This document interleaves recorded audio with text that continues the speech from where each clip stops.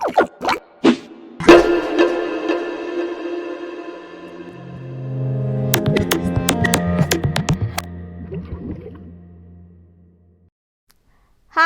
Welcome to ഫാബ്സോ.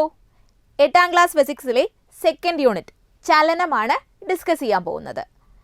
നമ്മളെല്ലാവരും ചലിക്കാറുണ്ട് അല്ലേ? Study റൂമിൽ നിന്ന് ലിവിങ് റൂമിലേക്ക്, വീട്ടിൽ നിന്ന് സ്കൂളിലേക്ക്, അങ്ങനെ ഒത്തിരി സന്ദർഭങ്ങളുണ്ട്. നമുക്ക് ചുറ്റിലും ചലിക്കുന്ന ഒരുപാട് വസ്തുക്കളില്ലേ? ഫാനിൻ്റെ ദളങ്ങളുടെ ചലനം, ക്ലോക്കിലെ സൂചിയുടെ അനക്കം, ഉരുളുന്ന ബോൾ, അങ്ങനെ.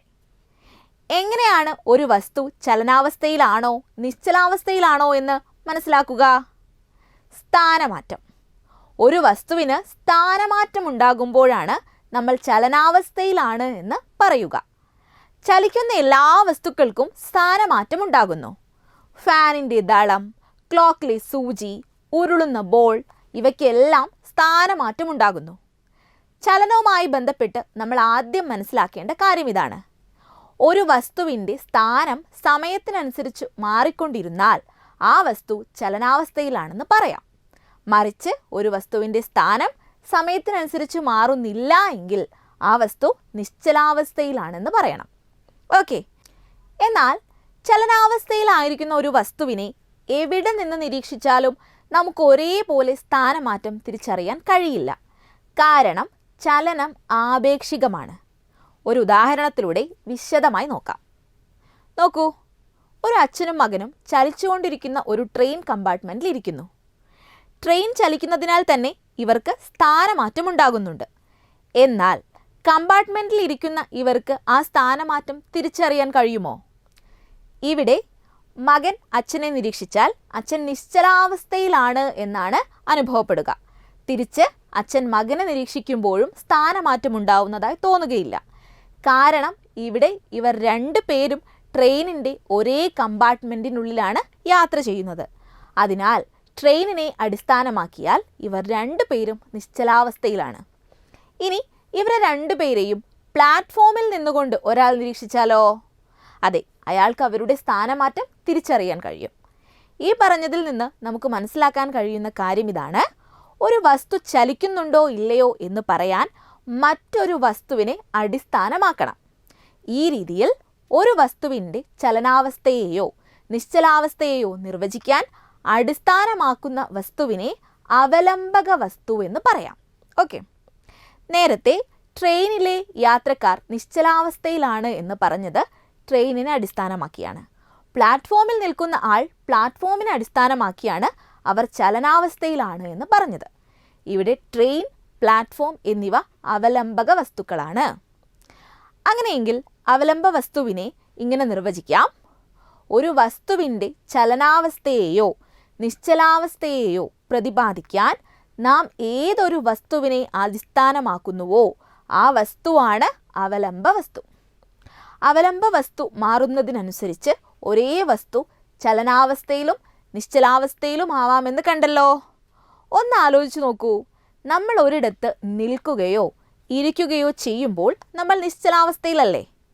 എന്നാൽ ഭൂമി എല്ലായ്പ്പോഴും സൂര്യനു ചുറ്റും പരിക്രമണം ചെയ്യുകയും സ്വന്തം അക്ഷത്തിൽ ഭ്രമണം ചെയ്യുകയും ചെയ്യുന്നുണ്ട്.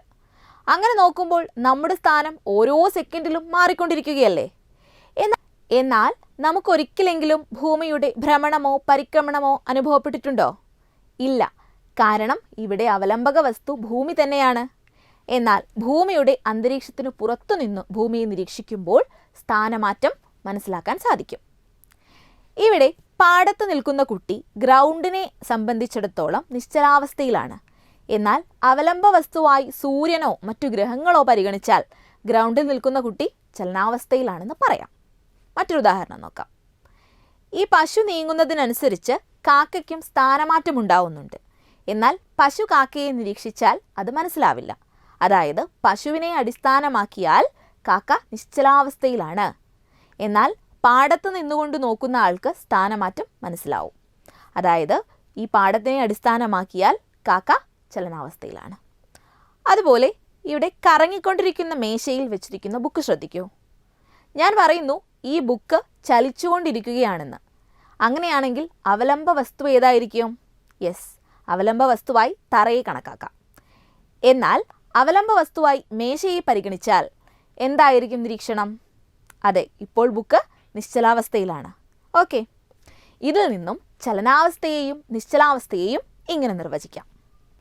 ഒരു വസ്തുവിൻ്റെ സ്ഥാനമാറ്റം അവലംബ വസ്തുവിനനുസരിച്ച് മാറുകയാണെങ്കിൽ ആ വസ്തു ചലനാവസ്ഥയിലാണ് എന്ന് പറയാം. സ്ഥാനം അവലംബ വസ്തുവിനനുസരിച്ച് മാറുന്നില്ല എങ്കിൽ വസ്തു നിശ്ചലാവസ്ഥയിലാണ് എന്ന് പറയാം.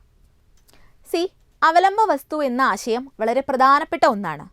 നിങ്ങൾക്കൊരു സന്ദർഭം തന്ന് വസ്തു ചലനാവസ്ഥയിലാണോ നിശ്ചലാവസ്ഥയിലാണോ എന്ന് ചോദിച്ചാൽ അവലംബ വസ്തു ഏതാണ് പരിഗണിച്ചിരിക്കുന്നത് എന്ന് നല്ലപോലെ ശ്രദ്ധിക്കണം. ചലനാവസ്ഥ, നിശ്ചലാവസ്ഥ, സ്ഥാനമാറ്റം, അവലംബ വസ്തു എന്നിവ മനസ്സിലായി എന്ന് വിചാരിക്കുന്നു. ഇവ പ്രധാനപ്പെട്ടതും മനസ്സിലാക്കാൻ എളുപ്പമുള്ളവയുമാണ്. നമ്മുടെ ചുറ്റിലും ചലിക്കുന്ന ഒത്തിരി വസ്തുക്കളില്ലേ? ഇനി മുതൽ നിങ്ങൾ അവയെ നിരീക്ഷിക്കണം. അവലംബ വസ്തു മാറുന്നതിനനുസരിച്ച് ചലനാവസ്ഥയിലും നിശ്ചലാവസ്ഥയിലും മാറ്റം വരുന്നത് കാണാം. എല്ലാ സന്ദർഭത്തിലും വ്യത്യസ്ത അവലംബ വസ്തുവിൽ നിന്നുകൊണ്ട് നിരീക്ഷിക്കാൻ സാധിച്ചെന്ന് വരില്ല. എന്നാൽ നമുക്കത് സങ്കല്പിക്കാൻ സാധിക്കുമല്ലോ. ശാസ്ത്രം എന്നത് ഭാവനയും യാഥാർത്ഥ്യവും ആവശ്യമുള്ള ഒന്നാണ്. ഓക്കെ, ഇന്നത്തെ സെഷൻ ഇവിടെ അവസാനിക്കുകയാണ്. ചലനം എന്ന അധ്യായത്തിൻ്റെ തുടർഭാഗങ്ങൾ വരും സെഷനുകളിലായി മനസ്സിലാക്കാം. Okay, thank you for listening. Have A nice day.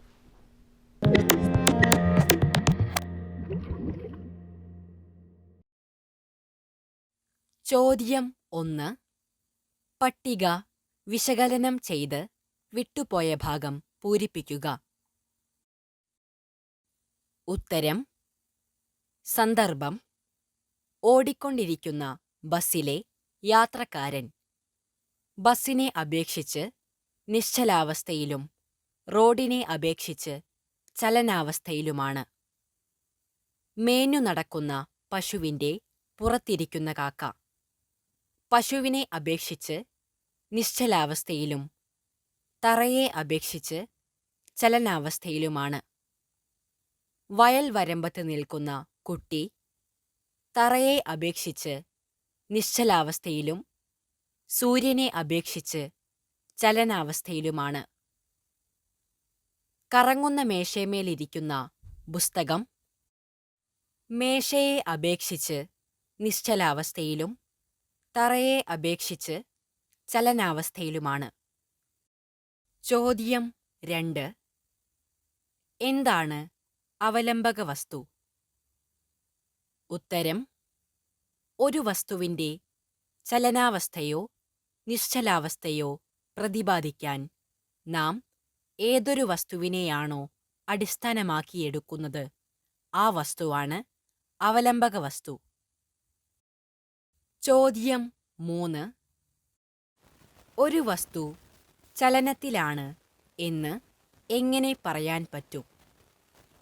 ഉത്തരം: അവലംബക വസ്തുവിനെ അപേക്ഷിച്ച് ഒരു വസ്തുവിൻ്റെ സ്ഥാനം മാറുന്നുവെങ്കിൽ ആ വസ്തു ചലനത്തിലാണ്.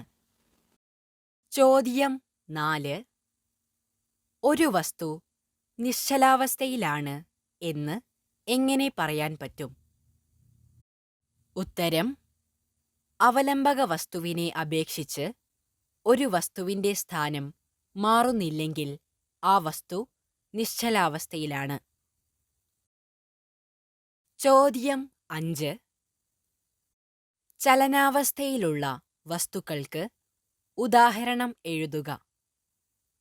ഉത്തരം: ഫാനിൻ്റെ ദളങ്ങളുടെ ചലനം, വാഹനങ്ങളുടെ ചലനം, ക്ലോക്കിലെ സൂചിയുടെ ചലനം.